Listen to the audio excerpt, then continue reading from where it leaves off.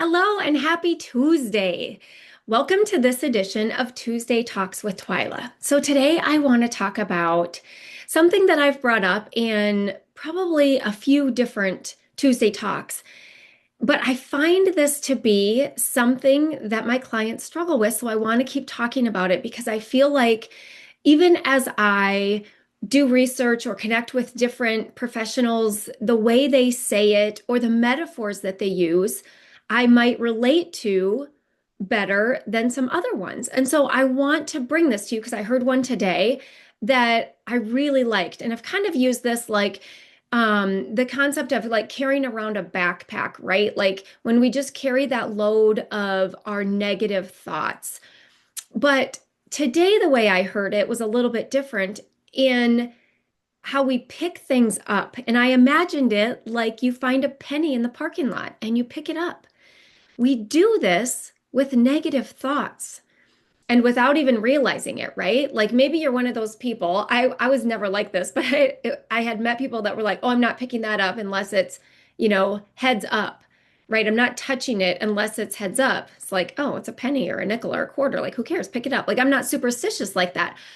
So these things might, when I would see something, I would just pick it up, right? Like I wouldn't think any more about it, like the superstitious side of that. And we can do that with thoughts. So somebody says something to you, your boss says something to you, or something is said in passing, or your partner or spouse or your kids, and you pick it up. You pick up believing whatever it is, right? Like, and maybe it's something they said that they either didn't even realize that they were saying, they didn't mean it that negatively, or, you took it that way. We have to be very, very careful about these things, especially if we pick it up. And now we're carrying around that negative penny, quarter, sentence, story. We're carrying that around. We picked it up and it's not ours to carry. That's the best part of this, right? It's all optional. We don't have to pick up the penny. Heads up, tails up, doesn't matter. We don't have to pick it up. We can just leave it there. Like the people that don't touch it unless the superstition tells them if it's heads up, I can pick it up. But we have to really understand that this is happening, get curious about it, and notice when it happens. And that is part of this too, right? Like, how do we know that we're doing that? Like, what is that moment that we picked that up? Because it's not always conscious, right? Bending over, grabbing the penny, putting it in our pocket, and then the thought we have about it, like, oh, it's my lucky day, right? Like if I find a penny, I may or may not pick it up. Depends on if my hands are full and I can even bend over and pick up the penny, right? If I'm walking out of the grocery store way overloaded because I didn't bring the cart with me, I'm not going to bend over and pick up probably even a quarter because I'll probably tip over with all the bags on my arms. So, what is it in that moment where we pick the thing up? And how do we know that that's happened? How do we know that we picked it up and we put it in our pocket? We kept it for ourselves when it wasn't ours to keep. And for me, like, I just find that to be um, really like how, like, very challenging to find that moment because, like, for many of my clients, once we get into these patterns of doing that, we collect a lot of pennies. We pick up a lot of things because our brains are trained, they're patterned, right? Without even realizing it, and certainly without being intentional about this is what we want to create in our life. We've picked up these patterns, created these patterns in our brain, and our brain knows, oh, that's one of these things I pick up, right? So if you're walking through the parking lot and you see a bottle cap and you see a twig and you see a pop bottle and you see a napkin, maybe you see one of those little hot dog boats, right? And you're walking through, you probably, right, wouldn't pick those things up unless you're there to clean up the parking lot, right? Like, but if you're on your way to the car, you're not going to pick those things up. And why is that? right? Like if you don't have a garbage can nearby, whatever the reason would be, my hands are full, whatever it is. But if you're walking through the parking lot and you see a penny, maybe you see a penny and you keep walking, you see a nickel, and you keep walking, you see a dime, and you keep walking, you see a quarter. Like if I wasn't someone that would normally pick up pennies, by the time I got to the quarter, I might be like, whoa, somebody's purse had a hole in it. I'm going to go back and collect all those coins. So, what is it that makes my mind grab whatever it is that I just picked up? Right? That thought I had about it. It's worth it for me to bend over to pick up the quarter. It's not worth it for me to bend over to pick up the penny, right? There's thoughts there. But if you're, coming out of the grocery store and your mind is already like, did I remember to get everything? I've got to get, now I've got to stop somewhere else. Like, what's next on my task list? How, do I need to get this stuff home to get it in the refrigerator? Right? Like your mind probably has all these things bouncing around. What else do I need to get done today? Where's the recipe for what we're cooking tonight? Whatever, all of the things that are in your mind. And you see a penny, right? Do you pick it up? Do you stop? Do you care? Do you even notice that there's a penny laying there, right? So, what is it about the things that we pick up? It's the patterns in our brain that we have created, which is great news, right? Like if you're sitting there, dumping on yourself because this is the patterns you've created, the best news is these patterns you've created, you can recreate new ones. So the reason you pick up the negative thoughts, the negative things that people say to you, the self-sabotage, the self-destruction, the self-loathing, right? The reason we pick those up is our brain is patterned to do that. Now, if your brain is not patterned to that and you basically kind of like have this shield where somebody says that and it just bounces off and it doesn't even land, you didn't pick it up and take it for yourself, right? And maybe you're like this with compliments. Maybe you're walking out of the store and you have a brand new dress on and someone's like, "Oh, I love your dress." Right? And you have this shield because you won't let in that positive compliment and you just let it bounce off, right? Or it makes you uncomfortable and you don't wear that dress ever again. What are our patterns? What do we pick up? What do we not pick up, right? You pass somebody in the aisle and they give you like a super dirty look and you're like, "Whoa, boy." And all of a sudden you're like, "Oh, she hates me. There's something wrong with me. I don't know what I did to her, but I'm a terrible person. Just ruined her day." Right? Or you look at her and be like, "Oh, she's having a bad day." Like, or I wonder what she's thinking about right now. Probably not me, right? Like she just met me in the aisle. What could she possibly be thinking about me? She doesn't know anything about me. So she's not having an in-depth thought about me. She's like trying to remember everything on her list that she left at home on the kitchen table, right? So just look at the difference of what our brains produce for us and why that is because of those patterns. But I love the idea that this is like a penny that we find in the parking lot and we can pick up. And just like we can pick it up, we can set it down. At any time, we can choose that these thoughts are not serving us and we want to set them down. We don't have to keep thinking all of these negative things about ourselves. We can set it down, set it on the shelf, put it in the garbage, right? And the more we do that, the more times that we drop the negativity, we set down the negative thought and pick up a positive one. That's how we repattern, recreate the patterns in our brain so that our shield bounces off the negative things and opens up to the positive things. Yeah, this dress is gorgeous, isn't it? I just bought it. I'm so excited. I got it for $7 on the clearance rack, right? Like, thank you. That's awesome. Like, thanks for complimenting me today. That made my day. How about that?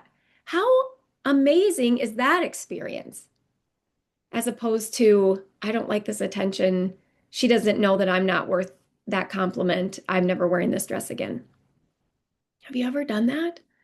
That's, like where do we get that from, right? Those patterns that we've built.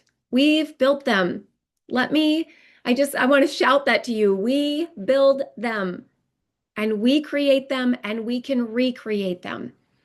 And it's not this long, drawn out process, right? Like we imagine because we've been doing this for so long that the process to recreate those patterns has to be another long road.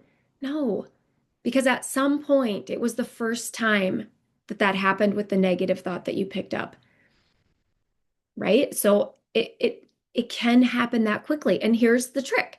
So we have to notice that we're doing that, right? Like that we're picking it up. And that's what we have to get very keen on, right? Because we're trying to find that moment where we're grabbing, picking up that negative thing.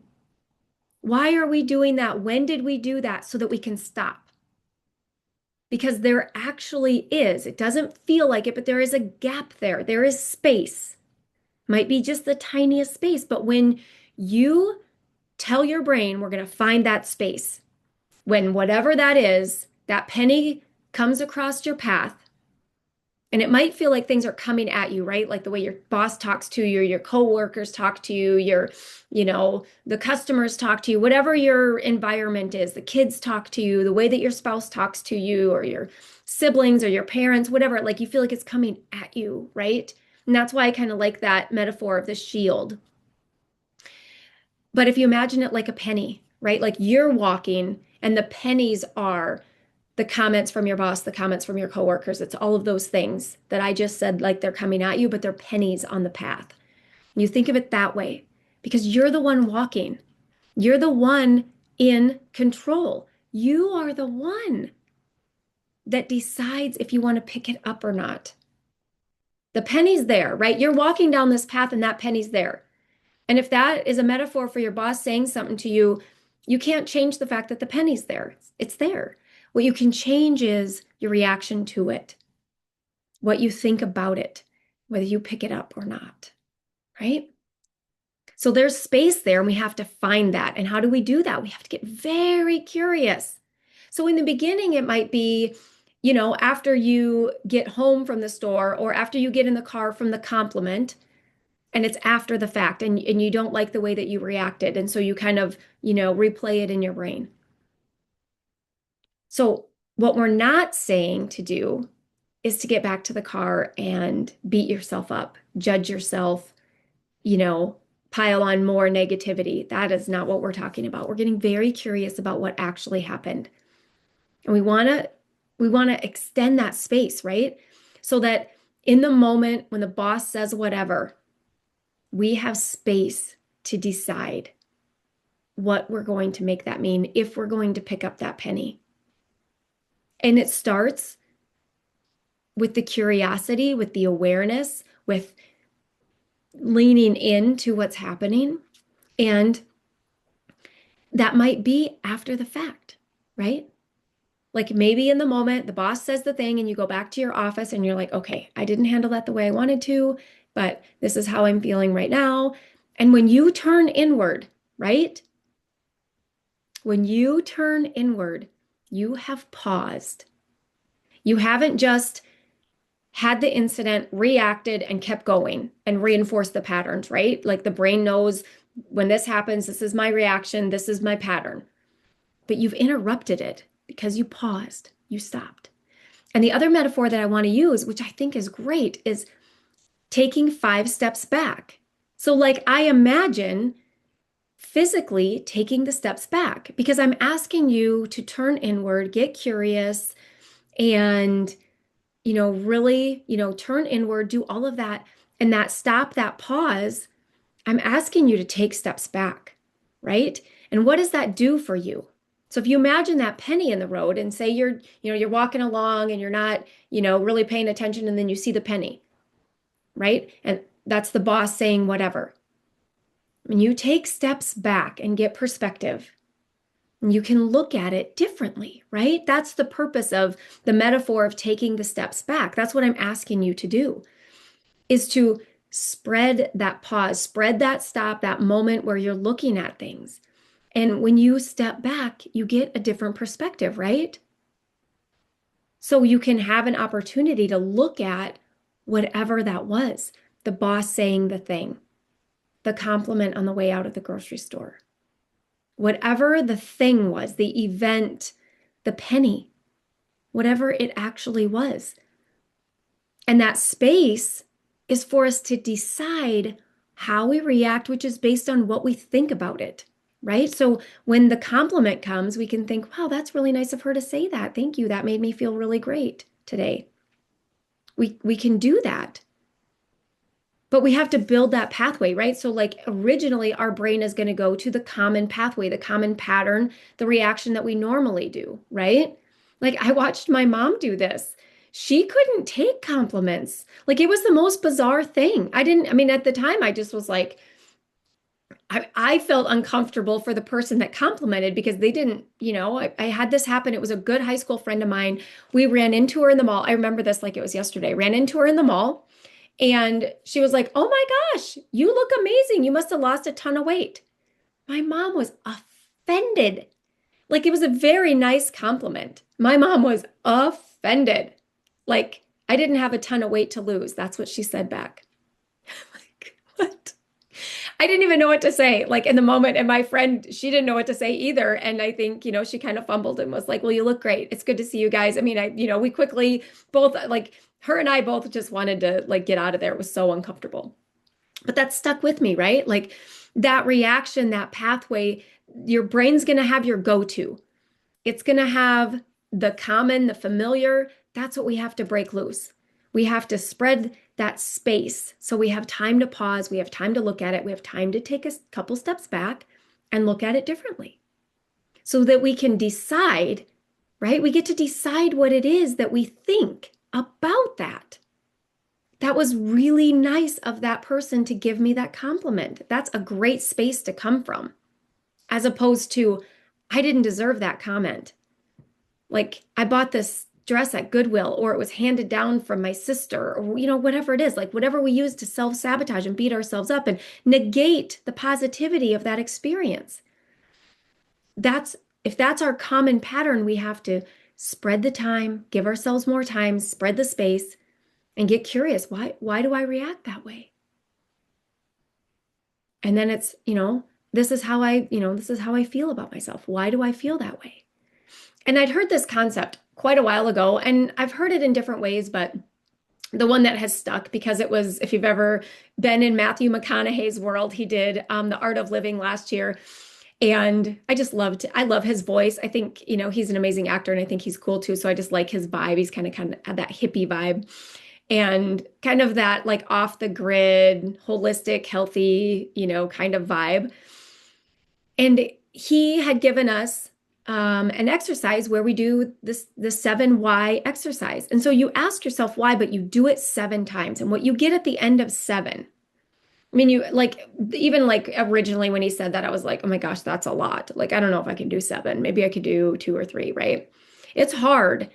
But when you actually do that and you keep digging deeper and deeper and you're getting curious, right? You're just exploring. We're not here to judge, have opinions, beat ourselves up about what we find. We are just in exploration mode. Why? And then why again, right? Why is that important to me? And whatever the answer is, and why is that important to me? And why is that important to me? And why? It's really good to do for like your grounded reasons for things, right? Like, why are you even doing this work? Because I want to be a better person. Why do I want to be a better person? Because I want a better experience in life. Why do I want a better experience in life? Well, because I don't like my current experience. Why don't I like my current experience? So you get it. You just keep asking why. And 7 times and count them out so you make sure you go that deep. It is so revealing. And that's what we're trying to get to, right? We're trying to unravel all of that commonality, that familiarity, the usual patterns we've built in our brain. We want to unravel all of that so we can rebuild them, right? And we can decide, why am I thinking that? I don't want to think that. That makes me feel bad. I think thoughts that make me feel bad. And when we can get to that, right? Like the lady that complimented me, she didn't make me feel a certain way. What I thought about what she said is what made me feel a certain way. This is huge when we're talking about my boss said something to me, or, my mom said this to me, my brother said this to me, my sister said this to me, like, right? Whatever other people we feel like, again, that metaphor of it's coming at me. And maybe that's why if we think about it as pennies on the path, it breaks that down even. What is the thought I have about what they said? I get to choose that. Because if I'm saying my mom made me feel bad, nope, that's not true. Your mom said something and you had a thought about it. What was the thought about it? Oh, here we go again. Now I have to feel bad about this, or now this is my responsibility, or she's blaming me again. Like whatever that thought is, right? That's the penny we're picking up. Whatever she said, we picked up that penny. Now let's put it in our hand and look at it. Let's step back from it, right? Let's hold it out, or let's sit it back down and step back and take a look at it. That's what we want to do. And I love the metaphors. I hope that this lands for you because I like to visualize it in my mind. And, there's research about the brain and how that can help reinforce some of this. But if that works for you, and if these metaphors don't land, and I've given several of them, so maybe some do and some don't. And you're like, no, I like to look at it like this instead, like maybe the shield of armor of the good or the bad that we keep out, the patterns, the neural pathways, the commonality, the familiar, what our brain just like our go-to thoughts, like whatever language that resonates for you. This is all the same, right? Having the space, taking the steps back, looking at what is happening, taking the time, pausing, stopping, turning inward, all of this stuff. This is the work, right? Like this is the stuff. And here's the thing. Like, so, I have a business coach, but, when I work with my clients on a personal level, that's different, right? And so I'm doing this work, I'm self-coaching, and I have to remind myself, you need to stop a second, right? Like you're not getting the outcome you want. What is going on here, right? And I'll do this with my partner. Guilty of this. Like when he says that, it makes me feel this way. And I'm not taking any ownership. I'm blaming him. I don't have any power in that moment. I don't have any control. I don't feel powerful. I don't feel empowered. I don't feel good about myself, right? I feel beat down and I feel taken advantage of. And I feel like, he's not being nice to me and he should be doing this. And then I start thinking he shouldn't talk to me like that. He should talk to me like this. He should be doing this. He should be doing that, right? Oh my gosh. And he probably thinks that about me. But I don't want to think that about him, right? Like, I don't want to be like, you have to talk to me like this. I'm not talking about disrespectful stuff, right? Like, it's not at all what I'm talking about. I'm just talking about normal conversation that, is not like disrespectful, but just things that are said that it's like, oh, that makes me feel bad. Like, no. What was the thought I had about that? Sometimes they say something that's maybe slightly negative and then we believe it. And then it makes us feel bad, right? Right. And so when you really get curious about that, all of that, that's the work here. Finding the thought we are having, not blaming the experience on the other person. What am I thinking? And why am I thinking that? And why do I think that? And why do I think that? And some of this might take you back to past experiences, past relationships, your upbringing, growing up, events from your past, right? And those things mold how we think about stuff. It molds how and who we see ourselves today. So those events from our childhood, that's how they impact us today. And we don't have to go back and dig through them, go through the trauma, rehash it all. We don't have to do any of that. But when you start asking the why, you might find that, oh, that's tied back to that. That happened to me. What am I thinking about that today? How is that influencing me today? Because that thought's an option. That's today's thought, right? What we thought about it in the moment when it happened, we can't go back and change that. We change today. We change that thought today when we find it and we figure out, right? That's the curiosity, that's the exploration, that's the work we do. So part of this is our ability to take those steps back, right? And that's where a coach can come in handy, right? Like, so my business coaches, they work with me on mindset too, and they can help me even if it's, something from like obviously from my past when I was young would be a personal experience, right? But that it can affect how I'm thinking about something in my business. But I have to do this work for myself, and it can be challenging to dig in. Like, I'm asking you to do this, and I fully recognize how challenging it is. And that's why I try to bring it in different language or different metaphors or different ways so that it resonates and you can figure out how to do the work. But also, I'm here to help you. I'm here to help you through this journey because it can be challenging. And I know that because I'm doing the work for myself. And it is challenging, right? And I slip into that. He's hurting my feelings, right? And then I have to step back and go, okay, what was the thought I was thinking that was actually hurting my feelings, right? And I have to take the moment to do that. That doesn't happen in the moment. Even for me, even now, there's times where it doesn't happen in the moment. And I have to later reflect, like, what was actually the thought I was having in the moment. So I recognize that this work is challenging, but I want to keep pouring out all of these metaphors and ideas and concepts because the more you hear it, the more you understand it, the more you believe it, the more you try it out. Like, ooh, I can do that. I can imagine it like the penny. When my boss says something in that harsh tone, I can imagine it like that penny on the path, and how I react is the thought I have about it. I can resonate with that, right? And so that can be a tool that you can use that's easy to understand and easy to implement, right? They're not all always. And some things are more emotionally charged, and it's a really, it's all intertwined. And so when all that happens, it's not just the thought, but it's the feeling, because the thought that we have, our body automatically creates the feeling, the emotion in our body. And so that, that might be what you feel. Like, you're like, yeah, but when he says that, like, I'm feeling that, like my body does this. Yes, it does. And that's the, I don't want to use the word trigger, but that's the reaction. It's the event. I like to call it event, but that's the thing, the shift, right? Like, you were just walking through the hallway and all of a sudden your boss just says this, right? In a nasty tone or in a condescending tone or whatever it is.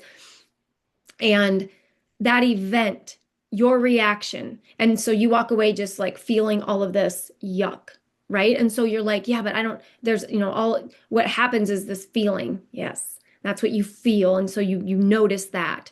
But there's a thought before that. And that's where we're trying to spread that space, take a couple steps back and find all of that.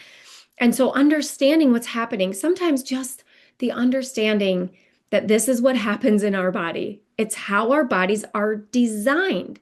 Nothing has gone wrong, and there's nothing wrong with you. That's my favorite thing to say, because there's times where I feel the same way, like, oh, my brain failed me again, or my brain, reverted again. Like, it can be very frustrating because we are rebuilding and we are falling back into those same patterns. But we also have the ability to create the change, to reprogram, to rewire, to change the patterns, recreate the patterns. We have all that ability. So understanding it, nothing's gone wrong, understanding these concepts, trying them out, putting them into practice, getting curious, and then maybe even recognizing, like, oh, I'm not ready for that, but I'm just learning about what happened. And then maybe I'll just be trying to be way more aware the next time this similar instance happens. And it can be baby steps.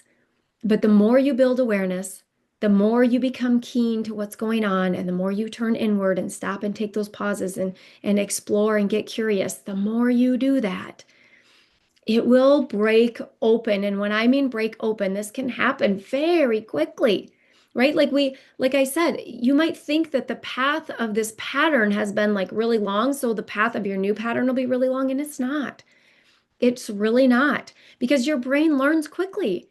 It learns quicker. Like, you've been doing this old pattern for a long time, but that doesn't mean that's how long it took to build it. So you can build it quickly.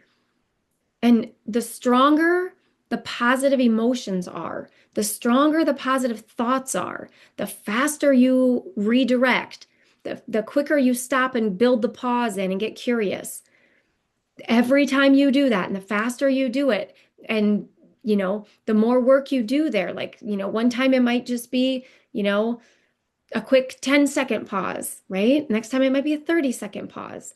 Whatever you can manage and tolerate. So, whatever that is for you, but every step is a step in the right direction. Staying in the old patterns and just letting it all kind of come at you and drifting and thinking that this is all there is. No, there is way more available to you, and I would love to help you get there. So stay tuned every week. I will keep bringing back all of these wonderful tools and beautiful metaphors. I love the metaphors. If you start implementing this and you have any questions, you have something happen and you're like, oh, okay, now she said to do this, but I don't know, like I thought that's what I did, but that I didn't get the reaction that I wanted, or I didn't get the outcome that I expected, whatever it is. I'm here for anything. You can message me, text me, reach out to me in any way. I would love to support you. You don't have to be a coaching client to reach out and say, hey, I watched your video. This is what I'm going through. Like, what did I do wrong? I didn't get the outcome I wanted, or I got here and I just got stuck. I didn't know what to do next. Ask away. I just don't want you stuck in those old patterns. I don't want you feeling hopeless, like this is all there is to life. No, I want you to believe that the door and window to possibility can be broke open. And I mean, blasted open. And it'll be baby steps, right? But when you believe it's possible, that's when the doors open. That's when it blasts open, is when you start to believe there can be something different here for me. And believing that is the first step. And you might try some of this with skepticism. You might say, okay, she says this is what I do, but I don't believe any of it, but I'm going to give it a try. That's okay, right? Like it's going to prove it to you as you do the work. Because when you find the thoughts and you take the pause and you step back and you do the looking, you are changing your brain. In those moments when you're doing those activities, you're changing your brain without you even realizing it. And every time you do it, it will get easier. That's just what our brain does. And then when your brain starts looking for the positive and shielding off all the negative, you'll be like, whoa, that used to be something that derailed me. Like, a month ago, that would have ruined my whole day. And I just let it bounce off of me today. Wow. Right? So it's available to you. It might feel like a mountain, but just take it at baby steps and reach out with any questions, concerns. If you're interested in listening or learning more about working together, I have two ways that you can do that. You can jump on a quick 20-minute chat, no pressure, no time for a sales pitch. We literally just talk about whatever it is that you have going on. And you leave feeling heard, having some clarity and some direction. And if we are a good fit, and you enjoyed the experience and you're like, yeah, I think I can do this, and you're interested in opening the conversation about working together, then I offer a 60-minute strategy call. And in that, I go through a complete life assessment and I dial out a very specific plan on what it would look like for us to work together. And I would explain that at the end of that 60 minutes. So if you're already sensing my vibe and you don't need the 20-minute chat and you just want to do the 60-minute strategy call, you'll still get the clarity and the direction. It'll just be more robust, right? Because I can only go through so much in 20 minutes, but in 60 minutes and the full life assessment, you'll walk through with a greater sense of clarity and direction on what's next, even if we don't work together. And don't feel like you have to have like, oh, I need to know if I want to work with her before I jump on that call. No, that's what the call's for. Right?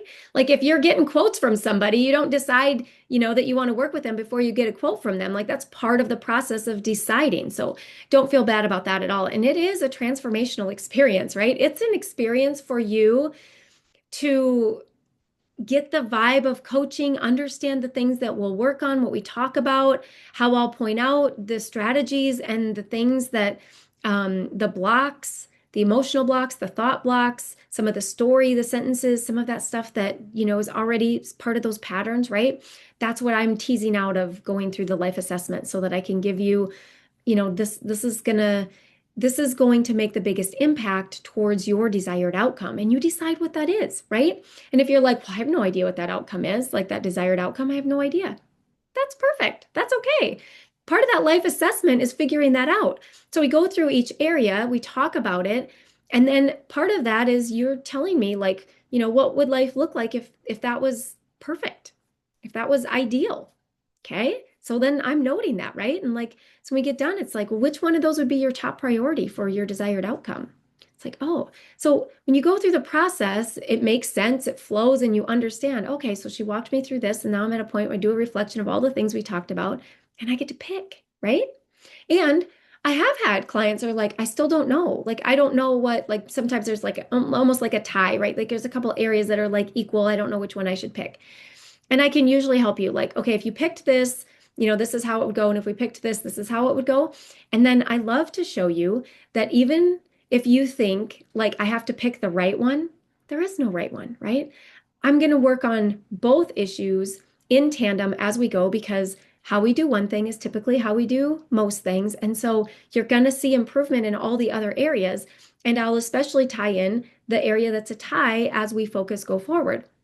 And what ends up happening, which is so beautiful, is when we pick and we start moving forward, if you pick one and it wasn't the one, even though there isn't a perfect one, the way that the client will answer the questions and help me mold the rest of the direction that we're going, the information about that other area will find its way into the answers. And so that's how I'll know, like, yep, we picked this, but that keeps coming into the answers. So it's a close second, or it's really number one. And so we'll use that to mold and build what the package would look like and the coaching relationship would look like and what that desired outcome is.